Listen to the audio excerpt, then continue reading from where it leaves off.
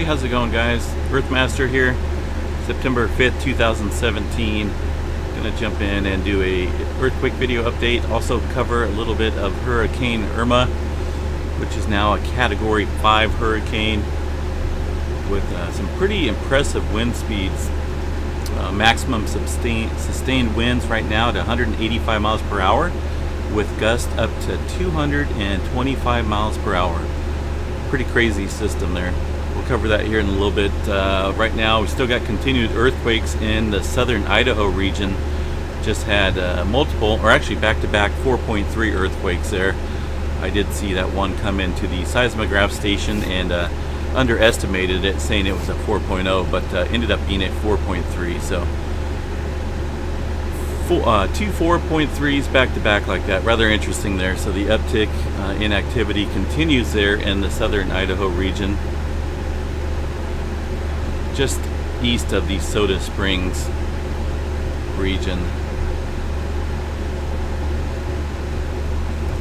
I'll take you over here and show you guys a couple different maps here. We'll get back to this here in just a little bit. We're covering the earthquakes there in southeastern Idaho. You got Pocatello, Idaho Falls up here towards the northwest, and Soda Springs just to the west of this earthquake swarm in Idaho. As of right now, this is showing 7 days, all magnitudes, and we're looking at 116 earthquakes within this area. Now I know, just like when you're watching the earthquake swarm in Yellowstone, the USGS is not able to keep up with all the earthquakes and the magnitudes, so they're definitely undercutting the amount of earthquakes out there that has been occurring with the swarm in Idaho. But right now they're accounting for 116 earthquakes, which is pretty impressive. You can see the 4.3s right here that I was referring to back to back, pretty much within about a minute of each other. And if you look at the depth over here, they're all along the lines of the same kilometers below the surface there, roughly about 5 kilometers below the surface on all of these earthquakes. Occasionally you'll see one drop down quite a bit more, but roughly around 5 kilometers there. 4.5 still being the strongest aftershock if you consider these aftershocks with this main shaker, which occurred a couple days ago now, the 5.3. So a lot of activity ongoing still in the region there, also being picked up on the Yellowstone station thumbnails, as you can see, showing up pretty much all over the place. There's the back-to-back. We'll take you down here and show you this one. You can see the back-to-back 4.3s occurring right here.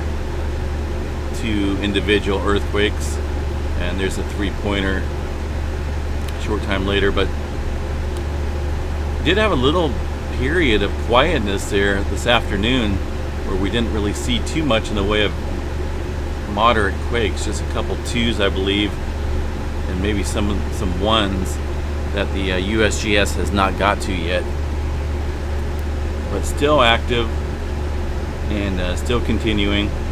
On the seismographs here that I have pulled up, I do have a couple stations to monitor and watch. This one here, Eagle Creek, Idaho, is a station close to the epicenter where the earthquakes are occurring in Idaho, and the rest of the stations are pretty much my normal stations I bring up, like Oklahoma, Mount St. Helens, Mendocino, another Yellowstone station here, which is the one to watch for earthquake activity in the park there. And so I keep these keyed up and on a scrolling effect, that way we can watch these as the earthquakes come in live. And like I say, it does take the USGS a couple minutes, sometimes a minute or two, to send out a notification, and I like to get this earthquake information out as quick as possible. So once again, about 112, right? 112 earthquakes, 116 earthquakes, my bad, all within this region here within the past couple days. So ongoing activity in Idaho continues. Now getting back to Hurricane Irma, looking like more than likely it's expected to make a Florida landfall. Now this map right here is from tropicaltidbits.com. As a storm chaser, I like to look at models and paths of storms and thunderstorms when they form, and I use this map a lot, but we're going to look at it for the track of the Hurricane Irma, which is expected to basically run up along the eastern part of the state of Florida and then be pushed off in a northeastern direction due to the wind shear in the upper levels up here. I'm going to go ahead and forward this a little bit so you guys can see what I'm talking about. Now this is pretty, I like watching this map because it's been pretty accurate. Like I say, anything could change, but if you take a look at the direction of this hurricane, it suddenly stops and heads into a north direction and then pretty much dissipates and gets eaten up. And no, it's not being controlled by HARP or some other man-made magical laser. That's what storm systems do. They suddenly change direction due to wind shear, differences in pressure, water temperature. So that's what we're seeing right there as it makes its way through the Puerto Rico area right there, and then finally hitting the southern tip of Florida before making a nice sharp northward movement right there. But still, that's going to be pretty devastating along that coastline there in eastern Florida as that hurricane travels up there.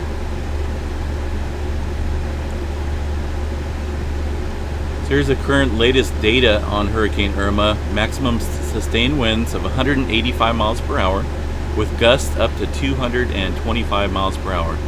Category 5. I believe this is the second strongest. Well, over here it says the 5th strongest, but with these wind speeds here, I'm pretty sure we're looking at possibly the second largest hurricane to date out there in the Atlantic like that. Pretty crazy. But 185 miles an hour. Could you imagine that? Sustained winds? Unbelievable. So here's the path that it's expected to take. We're looking at right now. We'll go up along here. It looks like 2 p.m. on Friday to reach around this area, and of course a little bit later as we head in towards the Florida region. I wanted to show you guys this really cool looking map here of the Hurricane Irma, or satellite image I should say. I mean, you couldn't get more of a absolutely defined, beautiful eye with this system. Tightly wound up, 185 mile per hour sustained winds there. I mean, I just can't stop watching. It's actually really cool.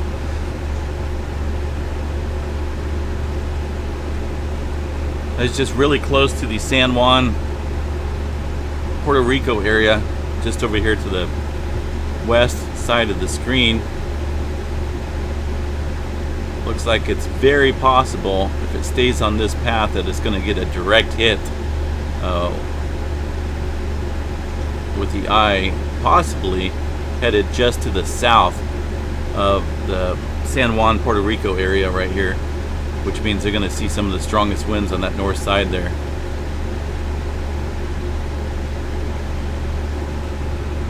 But absolutely beautiful defined eye wall. Unbelievable. Here's the other map here looking at estimated times and days when this hurricane's supposed to be within the region. 2 p.m. Saturday here.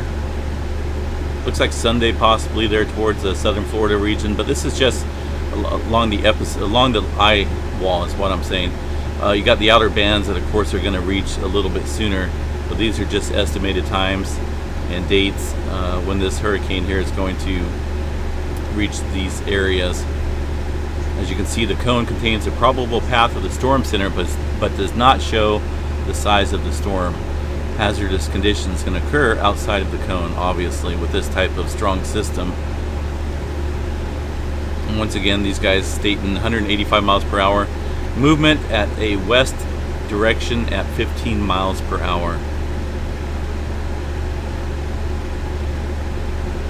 So pretty impressive system there. I mean, as a storm chaser, I would love to experience something like that at least once in my life. I know the devastation that this thing can create, and it's definitely nothing to mess with if you're down there in the region.